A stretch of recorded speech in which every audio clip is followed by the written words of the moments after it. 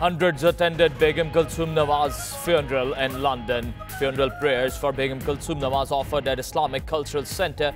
Former First Lady's body to be flown back to Pakistan tonight at 10 p.m. on a Pakistan International Airlines flight. Shehbaz Sharif, along with Kulthum Nawaz's daughter Asma, Hussain Nawaz's son and other family members to bring her body back to Pakistan.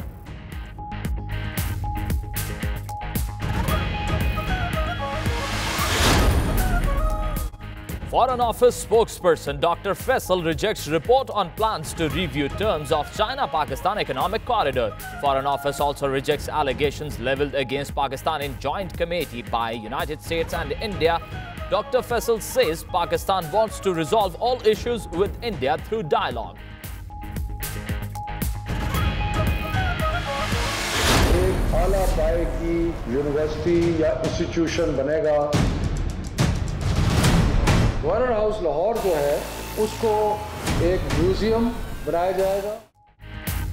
Federal Education Minister Shafkat Mahmood says Prime Minister House to be turned into postgraduate institute. Mahmood says Governor House in Lahore to be used as museum and art gallery. Punjab House in Mari to be turned into tourist complex, while Governor House in Karachi and in Balochistan to be used as museums.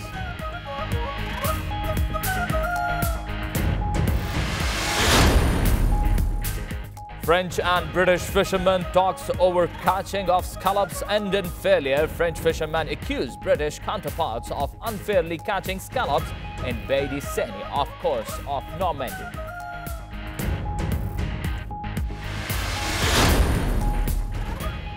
Former British Prime Minister Gordon Brown says world is sleepwalking towards another financial crisis. Brown says world is leaderless and now entering a period of vulnerability.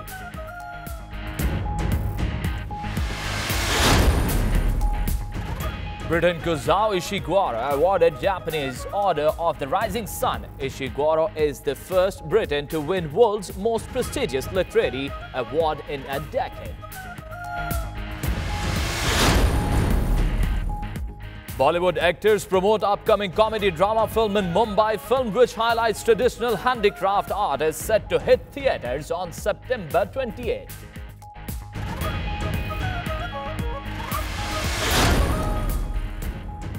Bollywood actress Sunny Leone promotes biopic web series in Mumbai. Karanjeet Kaur shows her image as controversial and most Googled star over the time.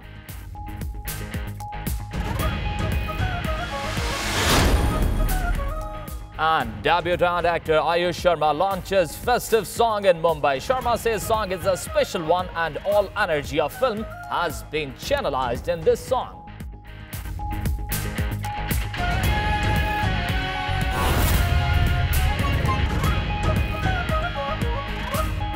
Bismillahirrahmanirrahim. You're watching 92 News HD UK. My name is Mohammed Yasir Rizwan. And my name is Faik Mahmood. Starting off with the top story today, funeral prayers for Kulthum Nawaz, the former First Lady of Pakistan, were offered at the Islamic Cultural Centre on Thursday at London's Regent Park Mosque. She had passed away on Tuesday after a battle with cancer.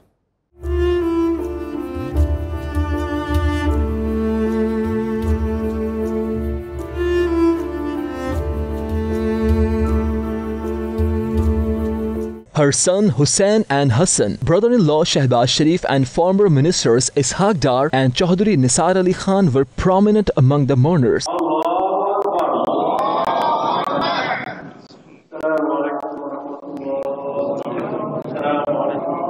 The body will be flown to Lahore on board a Pakistan International Airline flight scheduled to depart from Heathrow.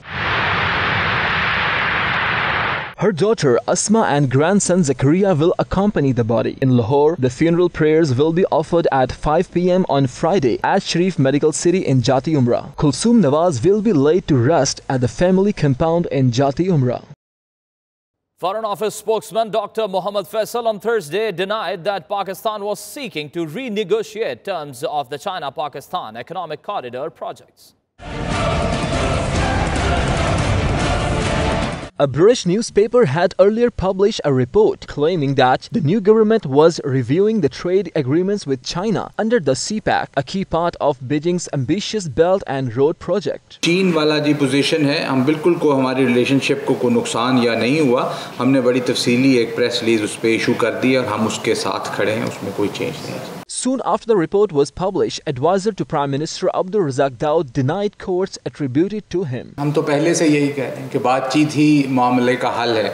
उन्होंने इसका अब जवाब देना है कि जी बातचीत पे वो कैसे चलना चाहते हैं, ये उनकी तरफ है. In his weekly media briefing, Dr. Faisal said Pakistan is not mulling over reviewing the CPEC trade agreements. The Foreign Office also rejected allegations leveled against Pakistan in a joint communique issued by United States and India. Dr. Faisal said Pakistan was ready to hold talks with India. We want to resolve all issues with India through dialogues, he said.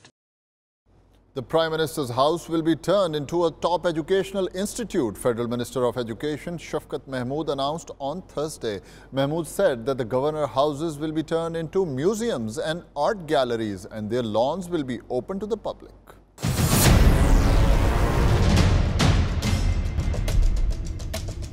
PM house एक आला पाए की university या institution बनेगा. Governor house Lahore जो है उसको एक म्यूजियम बनाया जाएगा. 90 शराय कायदे आज़म कि ये पहले भी क्राफ्ट म्यूजियम होता था, इसको क्राफ्ट म्यूजियम में तब्दील किया जाएगा.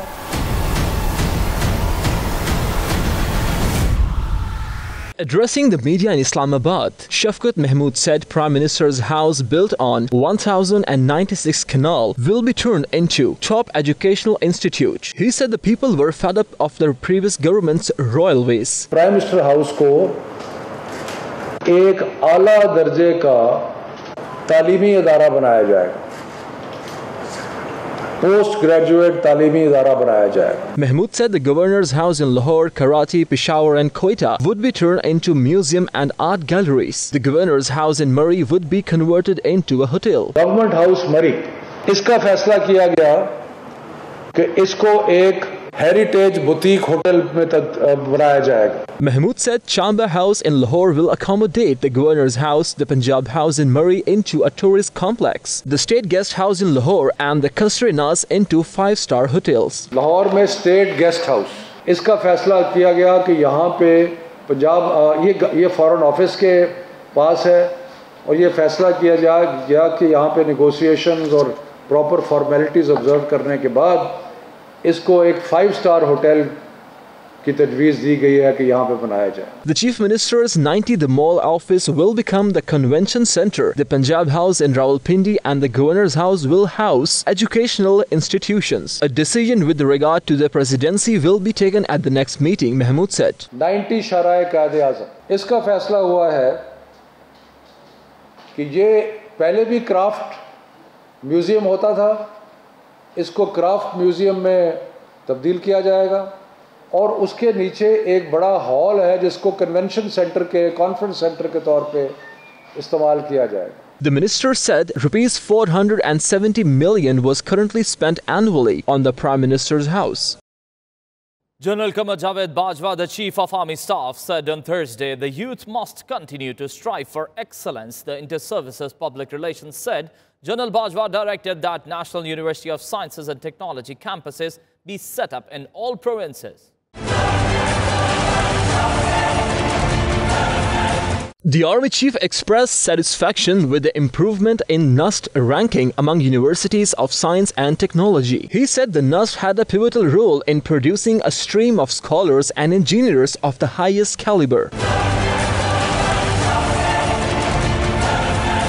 ISPR said General Bajwa observed that with the establishment of Quetta campus, the NUST would have a presence in all 4 provinces. General Bajwa stressed that the youth must strive for excellence. The Army Chief advised the youth to always ask themselves what they can do for their country. On his arrival, the Army Chief was received by NUST Rector Lieutenant General Naveed Zaman, retired.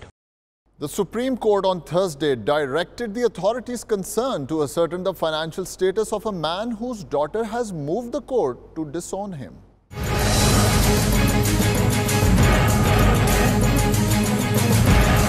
Tathir Fatma, 22, had requested the Supreme Court to remove her father's name from her birth certificate and her academic certificates. A 3-member bench headed by Justice Nisar is hearing the case. देखिए, एक शख्स ने मेरा नाम नहीं रखा हुआ अपने खानदान में। मैं किसी अननोन का नाम क्यों रखूं?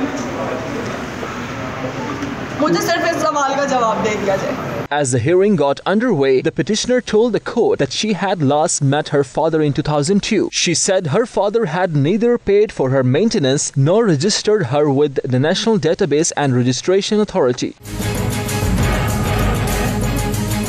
The petitioner said she was not respected and asked to be registered as daughter of Pakistan. Her father said he could not pay maintenance being a poor man. The court ordered the Federal Investigation Agency to investigate the financial status. The hearing was adjourned for 10 days. More news stories lined up right after a short break. Stay with us.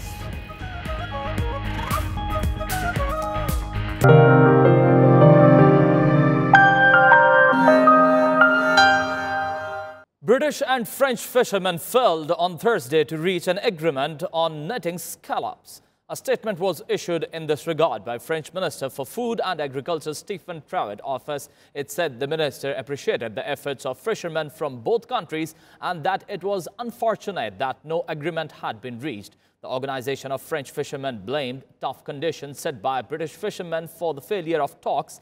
Under the old arrangement, English fishermen were allowed to fish up to 12 nautical miles from the French coast.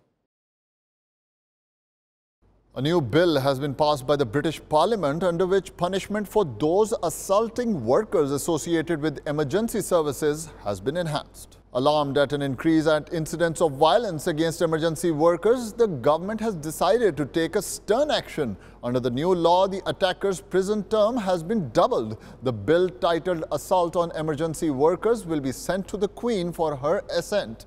After the Queen's approval, those resorting to violence against policemen, emergency workers, jail staff and firefighters will be severely punished. Labour MP Chris Bant and said attacks on emergency workers were a national tragedy. He hoped that the new law would help control these attacks. Gordon Brown warned that the world is on the verge of sleepwalking into another financial crisis because governments have failed to tackle the causes of the last major financial crash a decade ago. Britain's leader, when the collapse of the U.S. investment bank Lehman Brothers triggered the worst financial crisis since the Great Depression, said the world is leaderless and was now entering a period of vulnerability. I feel we are sleepwalking into the next crisis, Brown told the BBC. Brown said action against financial wrongdoing had not been tough enough and many banks would expect to be bailed out again in the event of a future crisis. I think we're going to look back on 2008 and 2009 and say we saw the problems, we started to act on them, and we certainly did in 2009 and 2010, and then people became complacent again. And I feel we're sleepwalking into the next crisis. I feel that this is a leaderless world. And I think when the next crisis comes, and there will be a future crisis, we'll find that we neither have the fiscal and monetary room for manoeuvre that we had in 2008-9 or the willingness to take that action. Many of these bankers should have gone to prison. They had broken the law, he said. Until I think we are clear that we have proper laws that will find those people who are responsible guilty and will show that there are clear penalties, then the public will think that the bankers got off with it and that they're going to be exactly the same thing again. But perhaps most worrying of all, we will not have the international cooperation that was necessary to get us out of this worldwide crisis. So in 2008 and 2009, we could get all the countries together. They recognized there was a common cause. They didn't start to shift the blame between each other. They just got down to the task with the G20 leading of getting the problem sorted out. But now, with the trade wars, with the disagreements on climate change, with the nuclear deals that are falling through, there is no spirit of cooperation. There is division and there is protectionism. And I fear that if a new crisis came, it would be an exercise for countries in shifting the blame to each other rather than acting together to solve the crisis. Brown said the international cooperation that helped tackle the global financial crisis 10 years ago may not exist today because countries have become more protectionist. There is no spirit of cooperation, there is division and there is protectionism. And I fear if a new crisis came, it would be an exercise of countries in shifting the blame to each other rather than acting together to solve the crisis, he said. The number of homeless people in Manchester has been increasing. The countless skyscrapers, notwithstanding the urban regeneration scheme of the government, has failed to address the situation.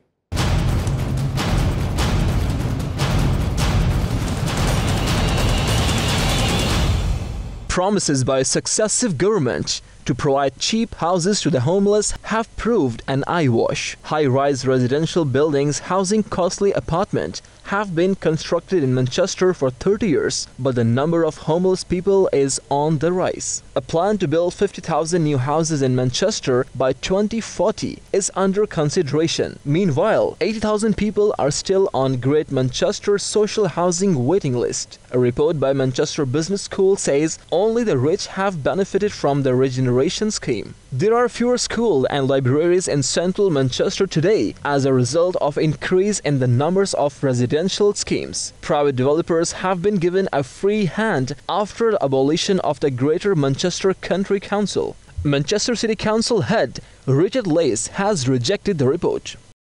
2 Russian citizens appeared on state television on Thursday saying they have been wrongly accused by British government of trying to murder a former Russian spy and his daughter in England.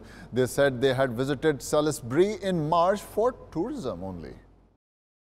British prosecutor had identified 2 Russians last week and accused them of operating under aliases Alexander Petrov and Ruslan Boshirov to poison Sergei and Yulia Skripal with a military-grade nerve agent in England. The 2 men appearing on Russia's state-funded RT television on Thursday had some physical similarities to the men shown in British police images. Our friends had been suggesting for a long time that we visit this wonderful town, one of them man said of the English town of Salisbury in a short clip of the interview played by RT.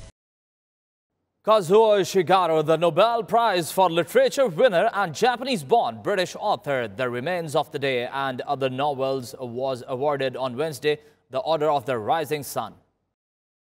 The 8-time Olympic champion grinned as he experienced weightlessness in a modified plane normally used for scientific research, but on this occasion to showcase a champagne bottle that will allow astronauts to drink bubbles in space. Bolt is back in Europe following a break from his new A-League side Central Coast Mariners. The 32-year-old is the fastest man in the history and has won gold medals in 100 meters and 200 meters sprints at 3 successive Olympic Games, known as triple-double. The Jamaican has turned his attention into football following retirement from athletics and has been with his new Australian team for 3 weeks. The champagne bottle was designed by champagne maker Mum. In the time, the company hopes to capitalize on the advent of space tourism. Mind-blowing, really. I think at the start I was nervous, but as soon as the first one goes, you kind of go, oh my God, what's happening? But after the third one, I was like, yeah, it's crazy. So for me, it's just mind-blowing,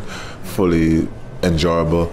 I think this was a great experience, and I thank Mom for really helping me and giving me this opportunity. Its designer said the challenge was to control the liquid coming out of the bottle while preserving the experience of enjoying champagne. Billionaire Jeff Bezos, founder of Amazon Incorporation, Richard Branson, and Tesla chief executive Elon Musk are locked in a race to send wealthy tourists into suborbital space, high enough to see the curvature of the planet. Jean Francois, a former French astronaut, believes the bottle will be a good addition to the rich tourists going into space.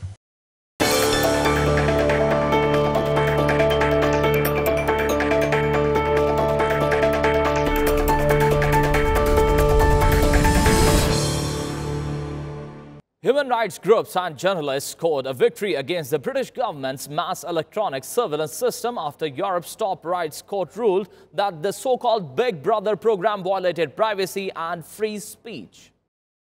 The European Court of Human Rights, based in Strasbourg, Eastern France, did not question the existence of the spying program in itself, but said a lack of oversight and a safeguard meant it undermined rights to privacy and free expression. Specifically as regards Article 8, it found that there was a lack of safeguards and oversight when it came to selecting the traffic for examination and the subsequent going through that information.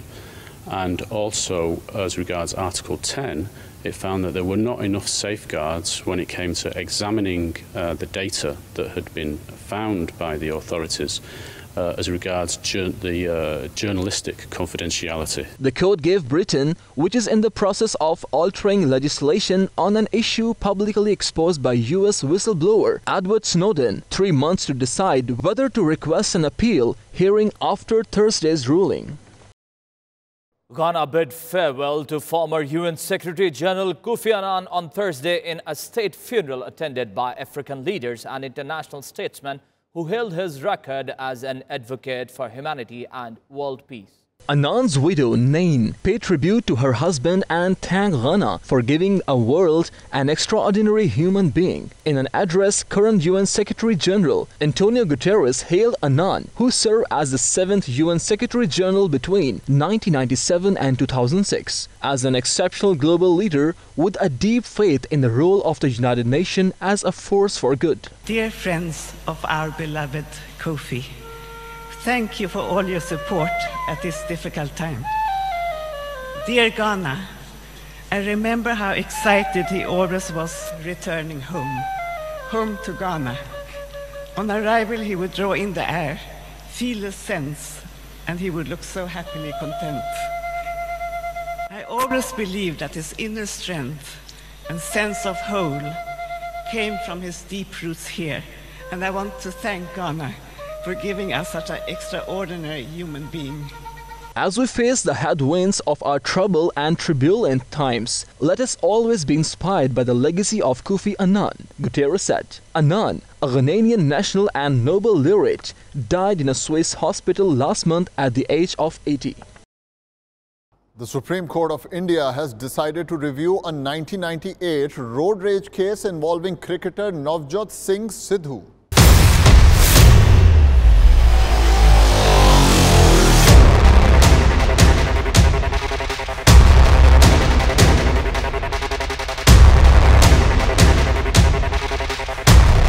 Sidhu was acquitted in the case earlier, but the family of the deceased filed a review petition seeking a modification of its earlier order. The top court has accepted the review petition and issued notice to Sidhu seeking his response. In May, the cricketer turned politician was left off with a fine of Indian 1,000 in the case. The court had said there was no evidence to prove that the death was caused by Sidhu.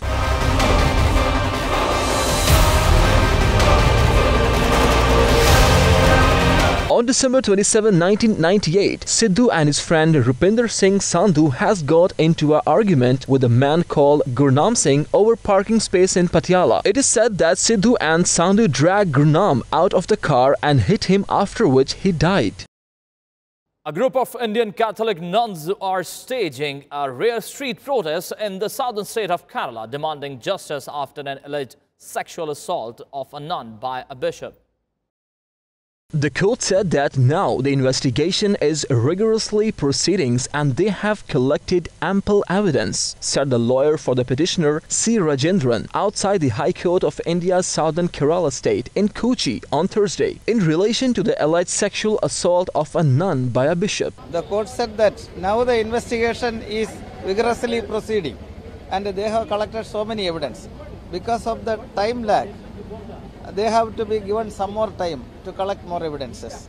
And even though the arrest of the accused and subjecting him for a medical examination is a must, as far as this case is concerned, some more time can be given. A group of Indian Catholic nuns staged a street protest in Kerala demanding justice. Police have already called in the bishop named in the complaint for a second round of questioning next week. The bishop has denied wrongdoing. However, the protesters are demanding an immediate arrest of the bishop. The nun in a letter said she wanted the Vatican to intervene. She said she was forced to make matters public after several attempts to seek justice from within the church failed. The case comes at a time when the Christian community, which accounts for 19% of the state's population, is reeling erosion of trust as sexual abuse cases involving the clergy pile up. The protest, now it's in 6 days in Kochi, Kerala's financial hub, is gathering momentum as the local activists, writers and politicians come out in support.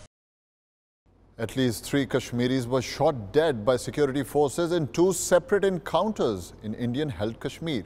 More in this package. While 2 Kashmiris were gunned in Sopore region, one was killed in Kakriyal area of the state. We have 5 injuries. One DYSP has got an injury on his buttock, so he's been shifted. Doesn't look nobody looks seriously injured, but we are giving medical aid.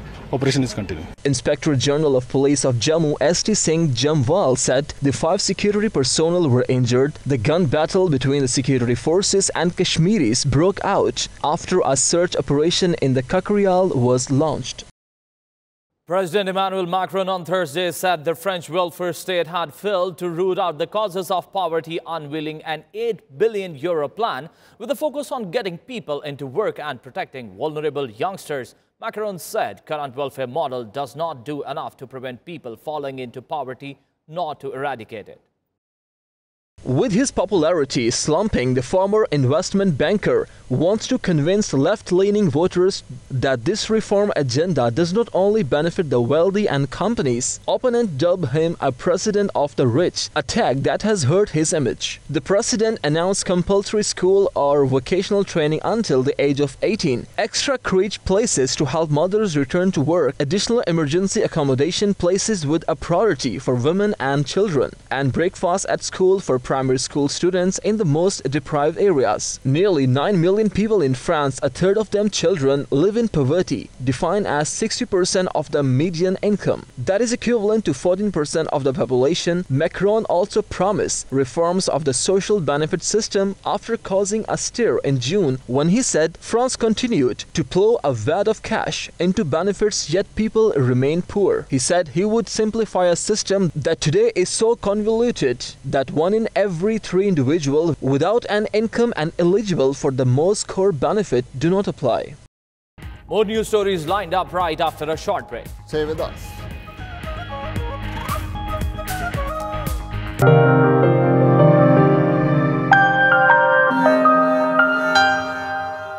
Kazuo Ishiguro, the Nobel Prize for Literature winner and Japanese-born British author, The Remains of the Day and Other Novels, was awarded on Wednesday the Order of the Rising Sun. The award is one of the Japan's highest orders for people who made distinguished achievements, including in the promotion of Japanese culture. While it is the 3rd highest order bestowed by the Japanese government, the decoration is the highest possible for those who are not royalty or politicians. When Ambassador Tsuruoka first called me with the wonderful news that I was to be presented with one of Japan's most prestigious decorations, he also explained that it was in recognition of my contribution in bringing about closer ties of friendship between Japan and Britain. My first response, which he may remember, was to say, "Oh dear, I'm sure I've not done very much to help on that front." At an event at the Japanese embassy in London, Ishiguro was bestowed the Silver Star Grand Order badge and sash. Talking to Japanese media after the award ceremony, Ishiguro gave hints to what his future novel may be about. "I am very interested in things like AI, artificial intelligence. I think the huge changes that are going to come on society over the next 10 to 15 years, he said. We today share each other's TV shows, novels, toys, music, games, fashion designs, cuisines, movies, with hardly a sense of crossing boundaries, of foreignness or exoticism. If I've really contributed, even in a small way, to this progress, then I can feel a pride and happiness that goes to the core of who I am, the child I once was and the person I am today. The modern version of this honor has been officially conferred to non-Japanese since 1981, though a few had been awarded the order before World War II.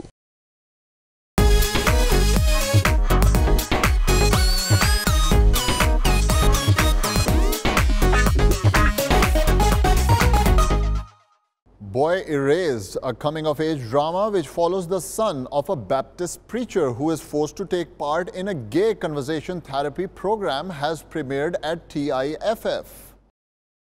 Based on Gerard Clooney's memoir titled Boy Erased, a memoir, it's written and directed by Joel Edgerton, who also produced and starred Lucas Hedges as the son, Nicole Kidman as the mother, Russell Crowe as a preacher father. Edgerton also co-stars as a lead figure in the gay conversion therapy program. I'm nervous for her to see it. I mean, she was on the set and I know her and she's been very, very kind to me. But I'm always like, oh my God, I'm embarrassed. And on the other side, it is also a piece of entertainment, but there's no hiding from the fact that we have a chance of doing something important. And on a macro level, we're hoping that we can cut conversion therapy at the knees and topple it and expose it for what it is, which I think, you know, and this is my opinion, but I think it's widely held as well, is that it's a sham. Boy Erased, which is already generating award season buzz, recently had its world premiere at Telluride Film Festival and is scheduled to hit US theaters on November 2. Bollywood actors Varun and Anushka Sharma launched a website which aims to empower artisans across India to sell their handmade products directly to their customers. The website launch was part of promotion of Dhawan and Sharma's upcoming comedy drama film Sui Dhaga, which features a lower middle class couple who are struggling to earn their livelihood by doing odd jobs in the beginning and how they revive their dice swing business in the second half. Sharma shared her experience of knowing the day-to-day struggle majority of the artisan goes through in their lives. The film, which highlights traditional handicraft art, is set to hit theaters on September 28. Bollywood actress Sunny Leone launched the second season of her biopic web series in New Delhi. During a media interaction, Leone said that the second part of her web series, Karanjit Kaur, the untold story of Sunny Leone, would take the viewers on an emotional journey. Karanjit Kaur, the untold story of Sunny Leone, is a story that delves into her life in bold depiction, right from when she lived in Canada with her parents and becoming a Bollywood sensation. The series shows how she developed her image as a controversial and most Googled star over the time. Indian actor Anush Sharma, who will be making his Bollywood debut next month, launched a festive song, Rangtari, of his movie in India's showbiz capital, Mumbai. The song, which has been sung by singers Dev Nagi and Honey Singh, is Sharma's solo song that introduces him in his musical romantic drama film Love Ratri during a college festival.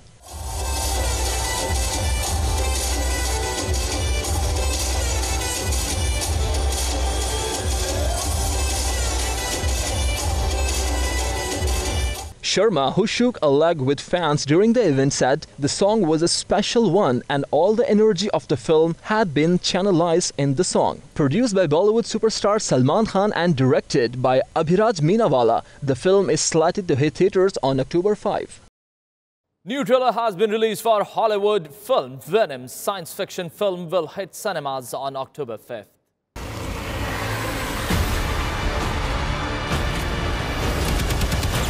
That power, it's not completely awful. You have no idea how much you're scaring me right now. Eddie, cooperate. And you just might survive.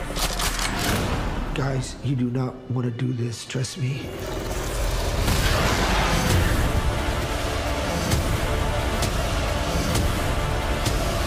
Giant leaps will always come at a cost.